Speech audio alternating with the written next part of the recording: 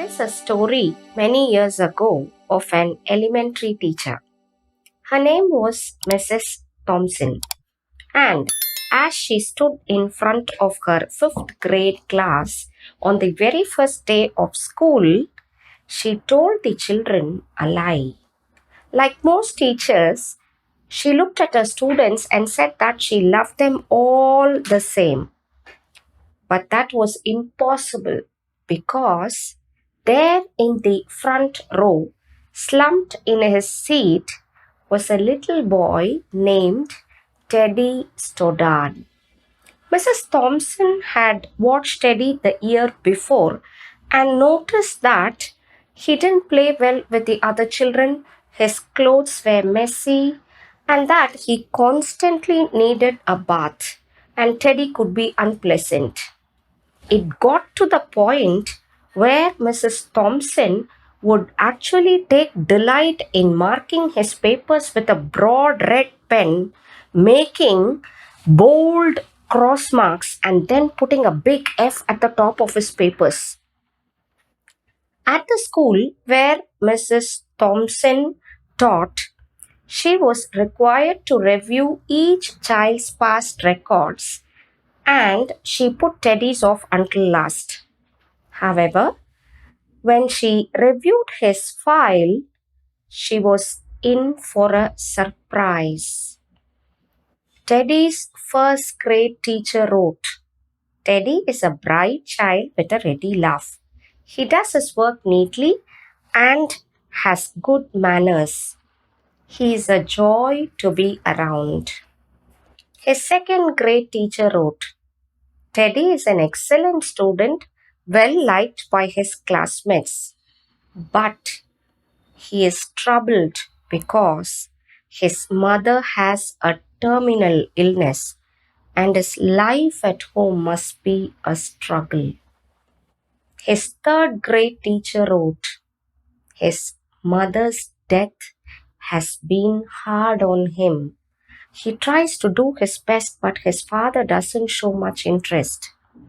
And his home life will soon affect him if some steps aren't taken. His fourth grade teacher wrote, Teddy is withdrawn. He doesn't show much interest in school.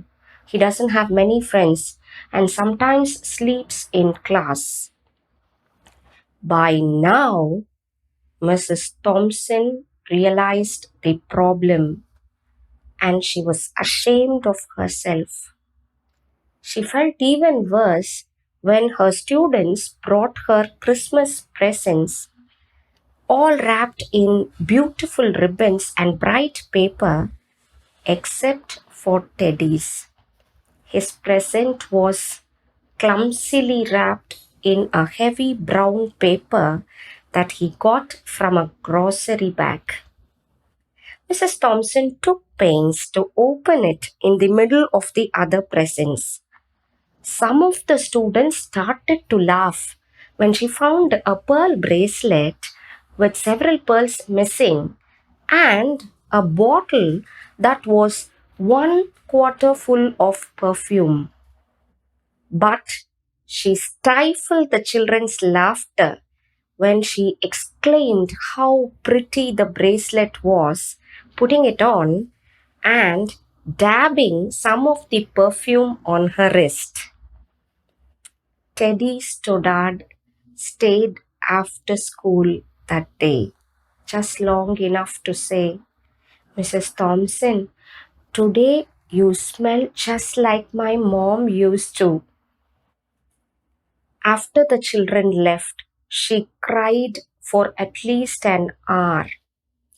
On that very day, she quit teaching arithmetic, reading, writing.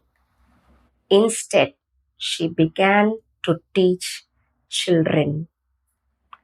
Mrs. Thompson paid particular attention to Teddy, and as she worked with him, his mind seemed to come alive.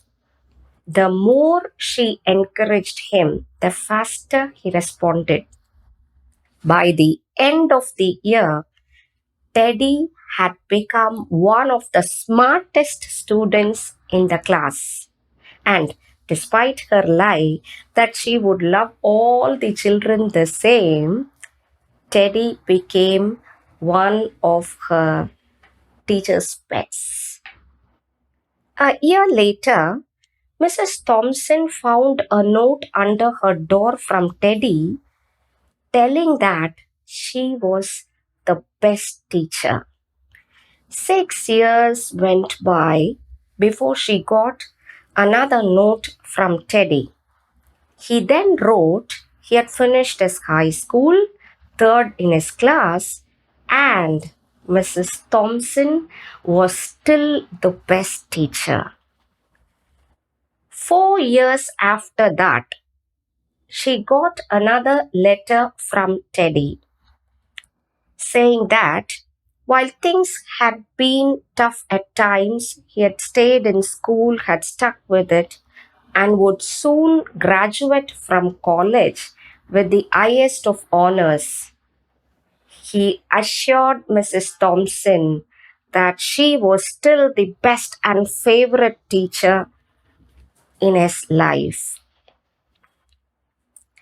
Then, 4 more years passed, and there was yet another letter from Teddy. This time he explained that after he got his bachelor's degree, he decided to go a little further. He explained that she was still the best and favorite teacher he ever had in his whole life. But this time, his name was a little long. The letter was signed Theodore F. Stoddard, MD. The story doesn't end here. You see, yet another letter came that spring. Teddy said he had met this girl and he was going to be married. He explained that his father had died a couple of years ago and he was wondering if Mrs. Thompson might agree to sit in the place at the wedding, which was usually reserved for the mother of the groom. Of course, Mrs. Thompson did. And guess what? She wore that bracelet with several pearls missing, and she made sure she was wearing the perfume that Teddy had remembered his mother wearing on their last Christmas together. They hugged each other. Dr. Stoddard whispered in Mrs. Thompson's ears, "Thank you, Mrs. Thompson, for believing in me. Thank you so much for making me feel important and showing me that I could make a difference." Mrs. Thompson, with tears in her eyes, whispered back, "Teddy, you have it all wrong. You were the one who taught me that I could make a difference. I didn't know how to teach until I met you." Happy Teacher's Day.